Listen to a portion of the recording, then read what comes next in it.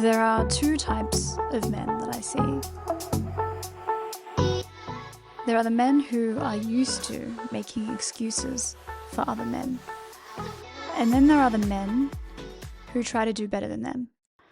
The men who are used to making excuses for other men, I think very often they are men who have had a very early life experience with a man that has let them down in some way or has disappointed them, whether that is an absentee father, whether that is someone who bullied them in childhood. They have obviously had a very early introduction into the flaws of human beings, and seeing other men as flawed, imperfect individuals is probably a good thing. So these are the men who will call themselves realists, and they will look at the state of the world, they will look at politics, and they will see men like Trump, and they will understand that he is an imperfect being. They will see his flaws, they will see his failings. They will look at someone like Trump and they will make excuses for him.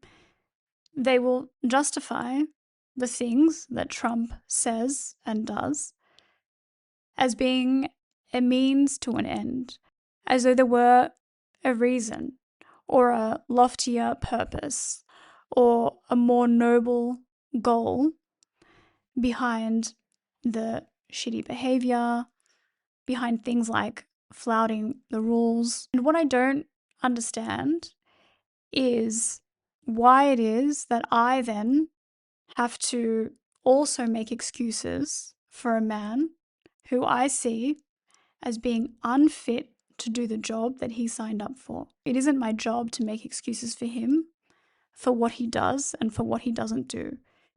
It is, however, my expectation that he, at the very least, upholds the standard requirement of his job, which happens to be the president of the US.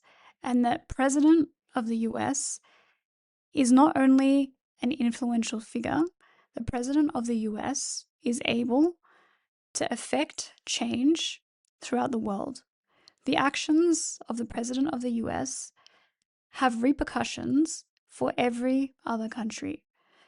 So when I look at someone who I don't think is doing a good enough job, what I don't want is to then be berated and encouraged to make excuses for the things that I think this person is not doing right in his job. Who that man is in his personal life, who he is when he goes home to his family, is irrelevant to me. What is relevant to me is how well he is doing his job and the effects that it has on my life when he doesn't do his job the way I think he should be doing it. The men who will not make excuses for Trump, they are the men who will find most of what Trump does unacceptable. They are men who, because they find his practices, his conduct unacceptable, they will very rarely then emulate that. They will very rarely try to be a 2.0 version of Trump, thinking that that's the only way that the game has to be played. That if you want to have power, if you want to be successful, if you want to achieve particular outcomes, you have to take on a posture like Trump's. You have to be someone who will lie to the public, who will play politics like it's a game of poker, who will bluff opportunistically, who will steal for personal gain, who will force others into bankruptcy for the good of the nation, for the good of others, who will basically favor some while punishing others. The men who see this as a flaw and not as strategy, they are usually men who not only do they not see themselves in men like Trump, they will see Trump as falling short of a standard that they have about how men should be and act and behave. So in both instances, you are putting men on a pedestal. So if you don't see someone like Trump as the standard, as a flawed individual, but ultimately the standard, and therefore you excuse anything that's undesirable. If you have a standard and you hold men to this standard, including men like Trump, and you find that someone like Trump falls short of that standard, your standard also very likely is an illusion. It's a fantasy. It is an ideal that has very possibly never actually existed in life. So you may have grown up with someone who you admired, and coming into adulthood or into maturity, that assumption or that idea may have been corrected. You may have then learned later, actually, all human beings are flawed, including the people who I used to put on a pedestal, who I've always admired.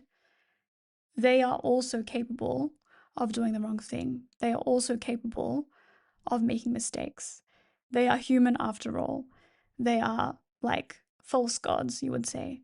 However, having that as a standard, even something that might seem idealistic, something that you might strive to achieve in your life, being someone who is able to be honest, able to tell the truth, able to live in a way where you don't compromise on your integrity, where you can be honorable, where you can do good in the world, and that achieving something does not have to come with destruction, that you don't have to destroy something in order to achieve success or achieve a goal you've set. If you are someone who still maintains that there is a better way to lead, a better way to live, a better way to show up in the world as the kind of man that you would like to become and that you wish you had growing up, that you wish you had now in the form of a world leader or the president of a country, I don't think it's a hopeful, optimistic, but ultimately futile thing to want.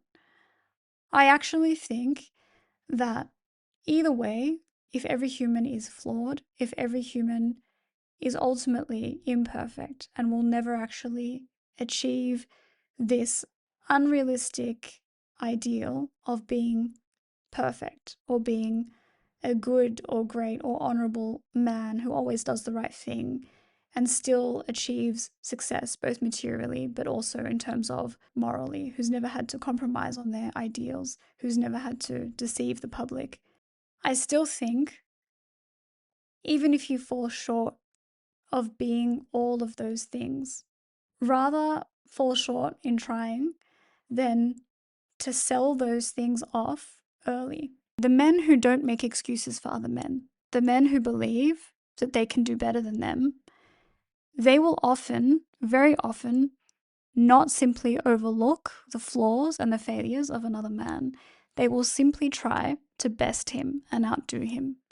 The men who find the way Trump conducts himself in world politics and also in domestic politics, the men who find his approach unacceptable, they aren't looking to become a better version of Trump, because the misgivings that they have around things that this man does, for example, outright lying to the public, deceiving people, stealing money, forcing a whole nation to go into debt while he personally gains.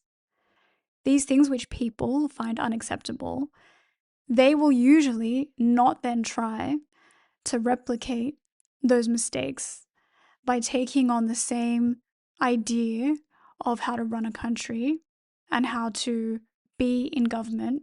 I would rather a world full of men who try and fail to achieve an ideal that they believe might one day be possible than someone who, from the very outset, assumes that there is no way to succeed in life without compromising on certain things, without sacrificing on certain things.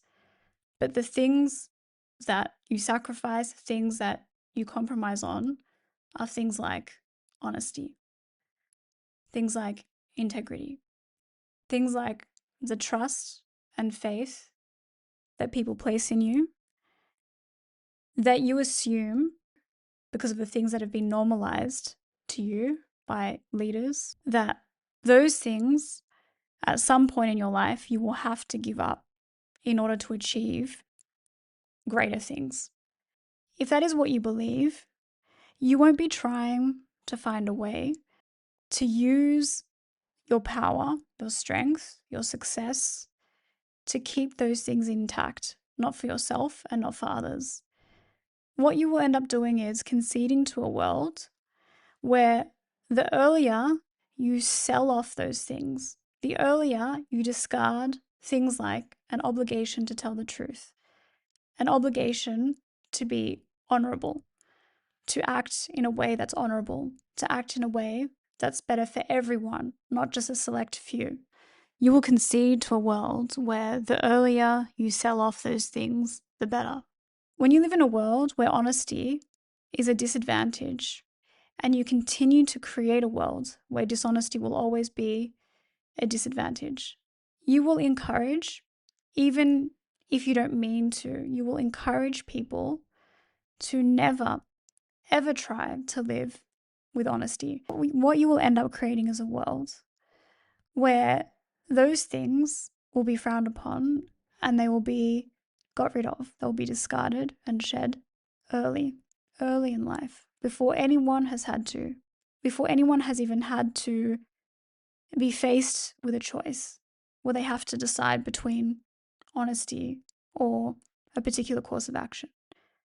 They'll just get rid of that stuff as early as possible and never once live in a way where honesty and integrity and honor can be part of the way someone lives.